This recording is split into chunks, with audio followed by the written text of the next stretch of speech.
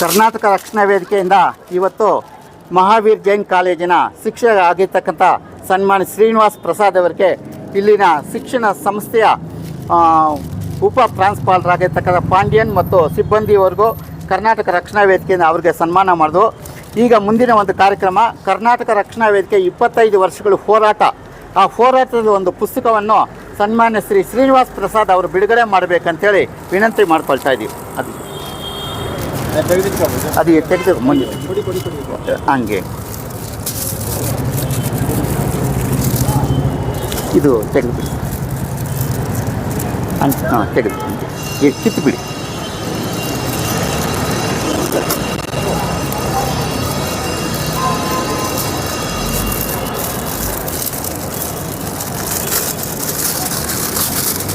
ಅದು ಕರೆಕ್ಟಾಗಿ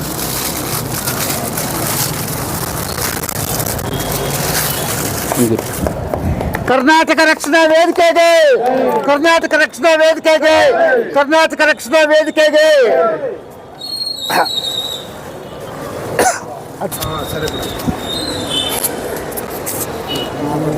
ಮಾತಾಡಿ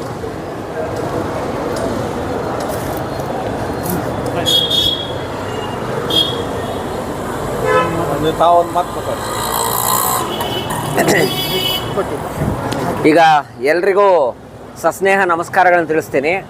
ನಾನು ಬರವಣಿಗೆಗೆ ಆರಂಭ ಮಾಡಿದ್ದು ನಾನು 8 ವರ್ಷದ ಬಾಲಕನಾಗಿದ್ದಾಗ. ನನ್ನ ಬರಹದ ಬದುಕಿಗೆ 39 ವರ್ಷ ಆಯಿತು. ನನ್ನ 47 ವರ್ಷದಲ್ಲಿ 39 ವರ್ಷದಿಂದ ಬರ್ಕೊಂಡು ಬಂದಿದ್ದೇನೆ.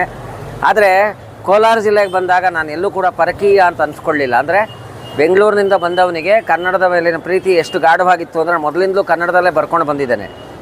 ಎಲ್ಲ ಭಾಷೆಗಳಲ್ಲಿ ಬರೆದಿದ್ರು, ಕನ್ನಡದಲ್ಲೇ ಹೆಚ್ಚು ಬರೆದಿದ್ದು. ನಾನು 47 ಕೃತಿಗಳನ್ನು ನಾನು ಬರೆದಿದ್ದರೆ ಅದಕ್ಕೆ ಕಾರಣ ಕನ್ನಡದ ಮೇಲಿನ ಪ್ರೀತಿ. ಕೋಲಾರ ಜಿಲ್ಲೆ ಕೂಡ ಬಹುಭಾಷಿಕ ಪರಿಸರ ಆದರೂ ಕೂಡ ನನ್ನನ್ನು ಎಲ್ಲೂ ಕೂಡ ಬೆಂಗಳೂರಿನಿಂದ ಬಂದವನು ಹಾಗೆ ಹೀಗೆ ಅಂತ ಅಂದುಕೊಂಡಿಲ್ಲ. ಹಾಗಾಗಿ ಕೋಲಾರ ನನ್ನ ಜೀವದ ಅವಿಭಾಜ್ಯ ಅಂಗ ಆಗಿದೆ.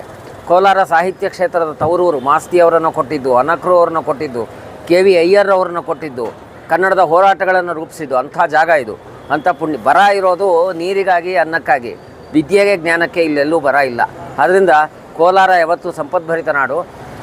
ಇವರು ನಾನು ಪಾಡಿಗೆ ನಾನು ಕೂತಿದ್ರೆ ನನಗಿದು ನಿರೀಕ್ಷೆನೇ ಇಲ್ಲ. ಬಯಸದೇ ಒಂದು ಭಾಗ್ಯ ಅಂತಾರಲ್ಲ, ನನ್ನ ಪ್ರವೇಶ ಇದು ಮಾಡ್ತಾಯಿದ್ದೆ.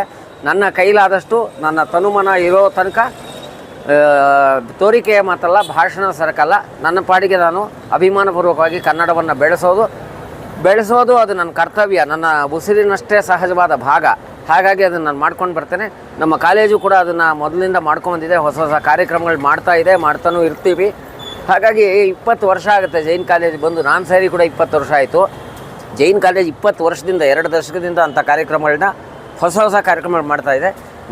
ನನಗೆ ಈ ಅವಕಾಶ ಕೊಟ್ಟ KGF ಪ್ರಕಾಶ್ ಅವರಿಗೂ ಉಳಿದವರೆಲ್ಲರಿಗೂ ನಾನು ನಮಿಸ್ತಾ, ನಮ್ಮ ಕಾಲೇಜನ್ನು ಮತ್ತೊಮ್ಮೆ ಸ್ಮರಿಸ್ತಾ, ಎಲ್ಲ ನಮ್ಮ ಶಿಕ್ಷಕ ವರ್ಗದವ್ರಿಗೂ ಪ್ರಾಂಶುಪಾಲರಿಗೂ ವಂದನೆಗಳು ತಿಳಿಸ್ತಾ, ನಾನು ಇರೋವರೆಗೆ ಕನ್ನಡವನ್ನು ಪ್ರೀತಿಸ್ತೀನಿ, ಪೂಜಿಸ್ತೀನಿ, ಕನ್ನಡದಲ್ಲೇ ಕೆಲಸ ಮಾಡ್ತಾ ಬಂದಿದ್ದೀನಿ, ಅದು ಮುಂದುವರಿಸ್ತೀನಿ ಅಂತ ಹೇಳೋದ್ರಲ್ಲಿ ನನಗೆ ಯಾವ ಸಂಕೋಚವೂ ಇಲ್ಲ, ಸಂತೋಷ ಇದೆ. ಎಲ್ರಿಗೂ ಮತ್ತೊಮ್ಮೆ ಮಗದೊಮ್ಮೆ ನನ್ನ ಹೃದಯಪೂರ್ವಕವಾದ ಆತ್ಮಪೂರ್ವಕವಾದ ನಮಸ್ಕಾರ ಮತ್ತು ಪ್ರೀತಿ ತುಂಬಿದ ಸ್ವಾಗತವನ್ನು ಕೋರ್ತಾ ನಾನು ಮಾತು ಮುಗಿಸ್ತೀನಿ.